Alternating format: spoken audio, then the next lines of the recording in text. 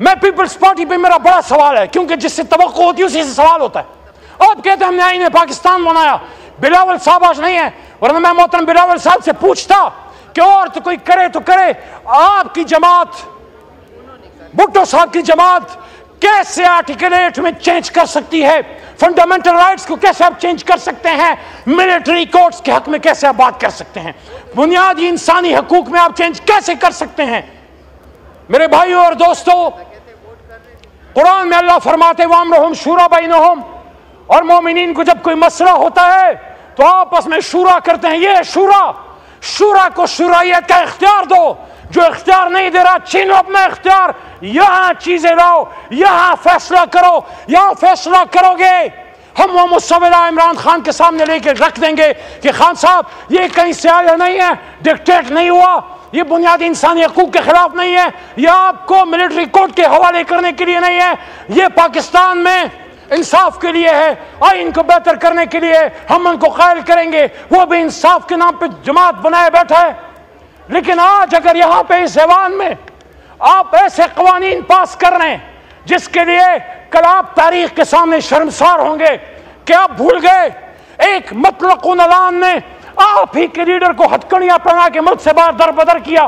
ہاں، میرا لیڈر در بدر ہونے کے لیے تیار نہیں ہے، وہ کھڑا ہے، وہ ڈیل نہیں لے رہا، وہ کہتا ہے میں کھڑا ہوں، میں نہیں جاؤں گا، ملک چھوڑ کے نہیں جاؤں گا۔ لیکن کچھ لوگوں کو چھوڑ کے جانا پڑتا ہے، کچھ گئے ہیں، میں برا نہیں کہتا، ماضی میں بہت سی لیڈرشپ جلا وطن بھی ہوئی ہے، لیکن جو آپ کے ساتھ ہوا ہے آپ وہی گڑا پھر کھود رہے ہو۔ یاد رکھنا، جو بوتے ہو وہ کاٹو گے۔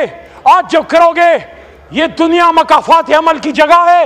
آج آپ عمران خان صاحب کو ٹانگنے کے لیے، ان کو ملٹری کورٹ کے حوالے کرنے کے لیے کسی کی خواہشات پوری کر رہے ہیں۔ یہ آئینی ترامیم جس طریقے سے پاس کرنے کی کوشش کی جا رہی ہے، اغوا کر کے، ابڈکٹ کر کے، خواتین کو اٹھا کے، صرف شہریار آفریدی کی وائف اور ان کی بیٹیاں، ان کو اٹھانا کافی نہیں تھا، جو آپ نے وہ سلسلہ آج بھی رکھا۔ اگر آپ اس طریقے سے کریں گے تو میں بصد احترام کہوں گا جناب ڈپٹی اسپیکر صاحب کہ یہ آئینی ترامیم نہیں، یہ غیر آئینی ترامیم ہے، یہ غیر آئینی ترامیم ہے۔ آپ کھڑے ہو جائیں اور ڈیمانڈ کریں، کیا وہ بات کرتے ہیں، لیکن یا ہم سے بات کر لو یا ہم سے لڑ لو۔ یہ کیسے ہو سکتا ہے کہ دن کی روشنی میں تو اسپیشل کمیٹی بیٹھے، وہ عمر ایوب، صاحبزادہ حامد رضا، بیرسٹر گوہر یا عامر ڈوگر سے بات کرے، اور رات کی تاریکی میں آپ ہماری ماں بہنیں اٹھا لیں۔ یاد رکھنا عزت سے اوپر کوئی چیز نہیں ہے۔ عزت پہ حرف آئے گی تو پھر آئین قانون پیچھے رہ جائے گا، اس ملک میں بہت برا حال خدا نخواستہ ہو جائے گا۔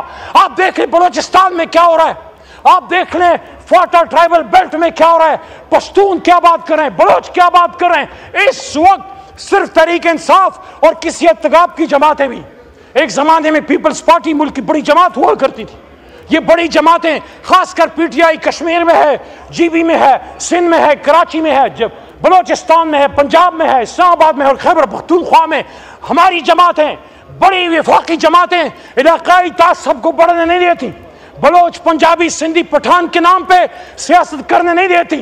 یہ جماعتیں نسل کی امتیاز سے اوپر اٹھ کے پاکستانیت اور جناح کے نام پہ سیاست کرتی ہیں۔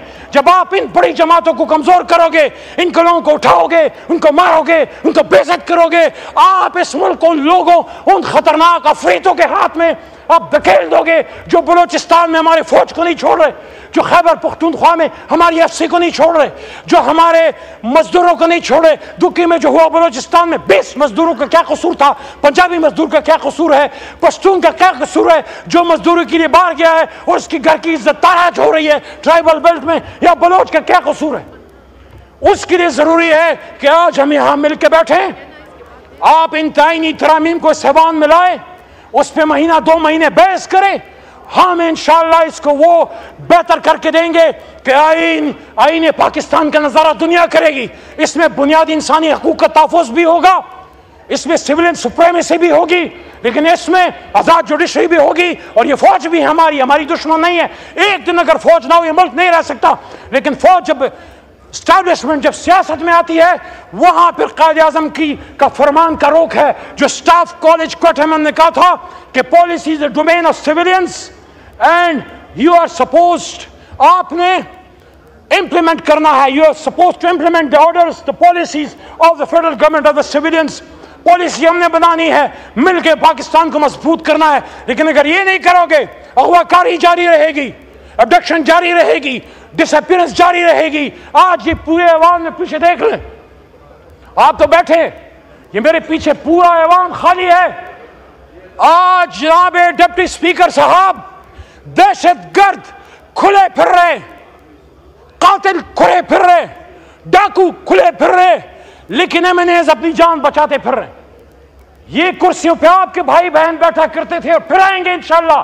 लेकिन आप सवाल तो कीजिए, ये क्या वजूहात हैं? अगर आईनी तरामीम इतनी अच्छी हैं, पाकिस्तान के लिए बेहतर हैं, तो उनको अगवा क्यों करना पड़ रहा है? उनके ज़मीर क्यों खरीदने पड़ रहे हैं? उनकी बेटियां क्यों उठानी पड़ रही हैं? उनके बच्चों के गोश्त को क्यों नोचा जा रहा है? ये आप किसी के बदन के गोश्त को नहीं नोच रहे, आप सियासत के इस मुर्दा ज़मीर बदन को मजीद तारीख कर रहे हैं. आप मत नोचने दो सियासत के इस चेहरे को, मजीद जितना नोच चुके वो काफी है, और शहादतें मत देने दो और पाकिस्तान को तबाह मत होने दो. आखिरी बात, ए चांद यहां ना निकला कर, यहां उल्टी गंगा बहती है.